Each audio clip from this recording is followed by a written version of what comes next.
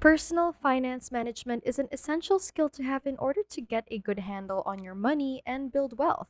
Sadly, this isn't taught in school at all, not in high school and not in college either. You spent 3 or more years in college, graduated, and got a job. All you have to do now is work hard, get promoted, and get pay raises. Eventually, you'll be rich and be able to afford whatever you want, right? As you enter the rat race and spend several years in it, you realize that there is more to becoming wealthy and successful than what your school taught you.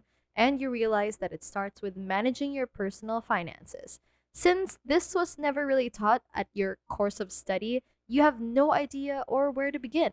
But don't worry, because in this video, I will teach you the 10 basic concepts of personal finance.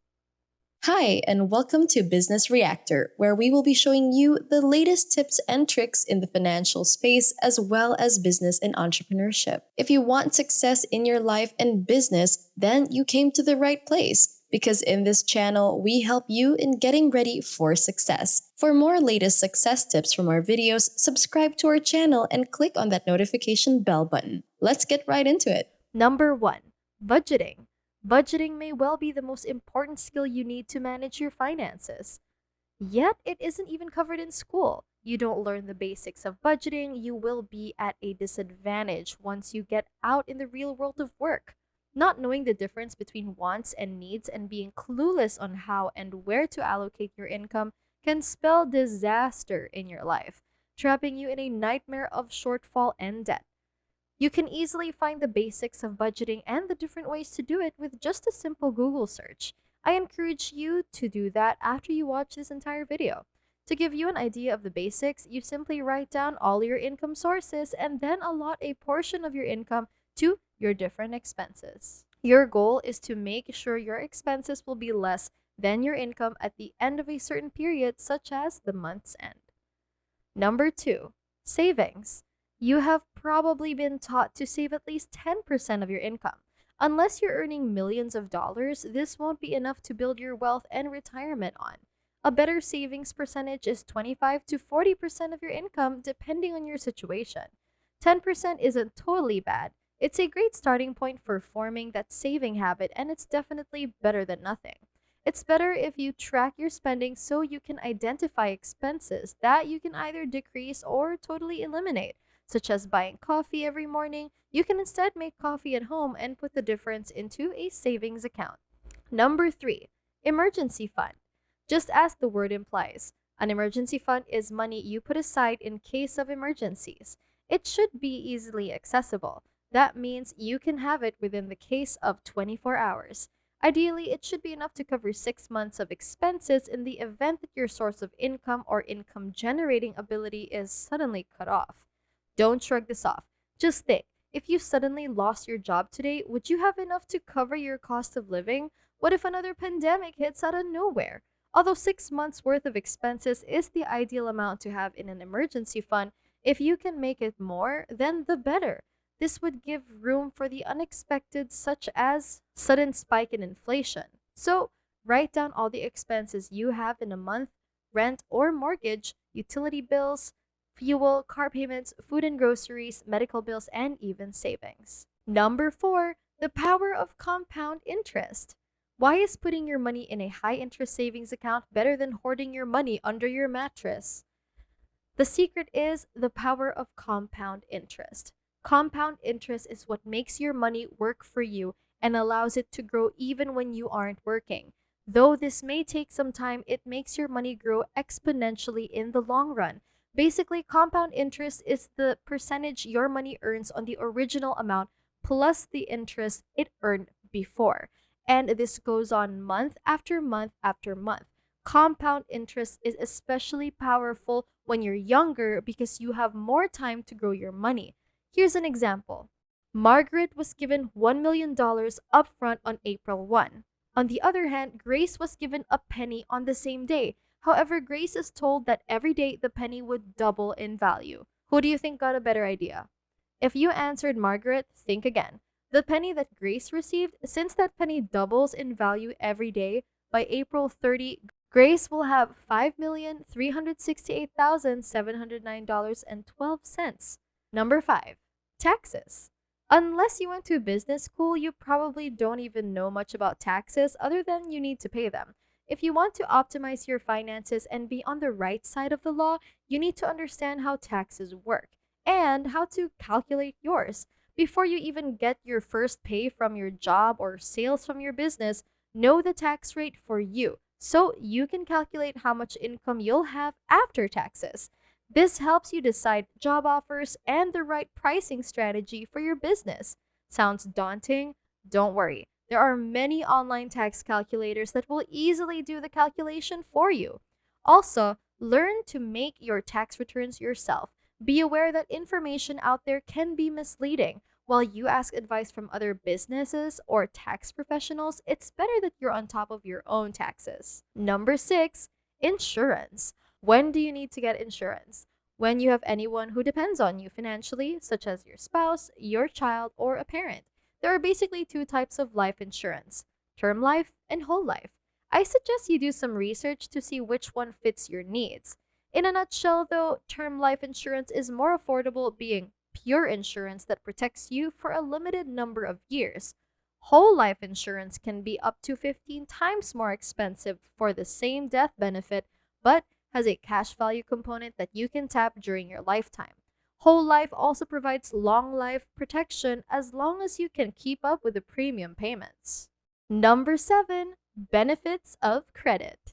Credit is scary for many people because it conjures visions of ending up in a life full of debt. This is the downside of credit. Any downside has an upside, though, and in the society that we are in now, credit is important in moving ahead in your journey to creating wealth. How exactly? Well, have you ever heard of credit scores? Well, your credit score is one of the most important aspects of your financial health. When applying for a loan, your credit score determines the approval and the amount of a loan financial institutions will grant you. So, when you get your first credit cards, do not max them out on useless and trivial purchases. Don't spend on what you can't afford. Be responsible in how you use the credit card because it will be the basis for your credit score.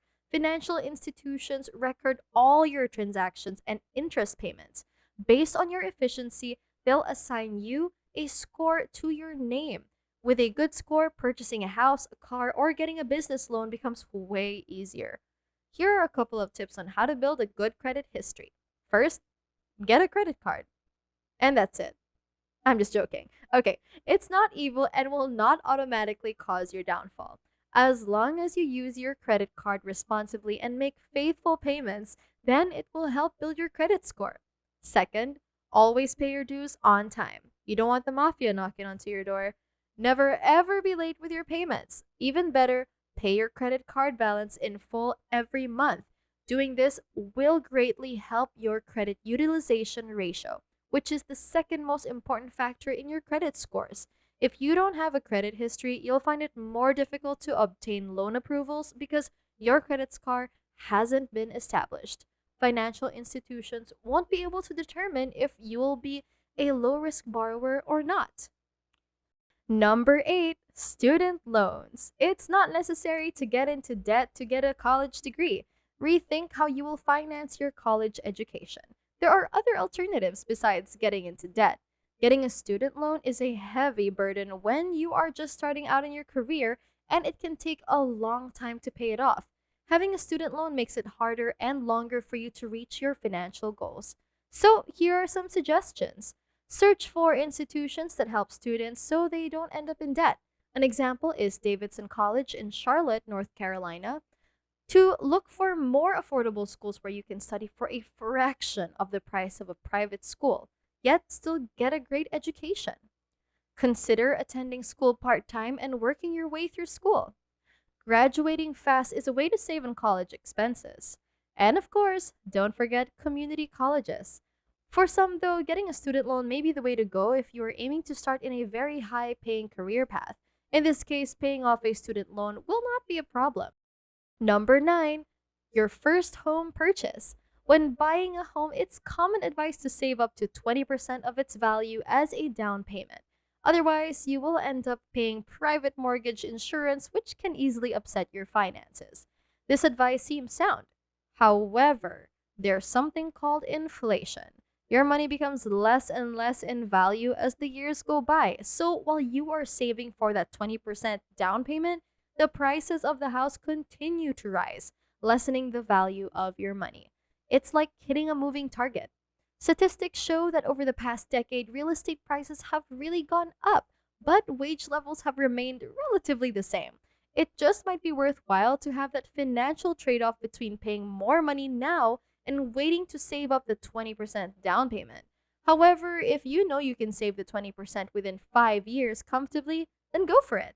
But if you know it'll take you longer, seriously reconsider this strategy. Number 10, your health is your wealth. All of these personal finance rules won't be much use if you are in poor health. There is no way you'll be able to build wealth if you're constantly sick or injured, and if your brain isn't at optimum operating capacity due to poor eating and lifestyle habits. Prioritizing your health means that you are performing at your best to be able to responsibly and wisely make decisions to carry them out well.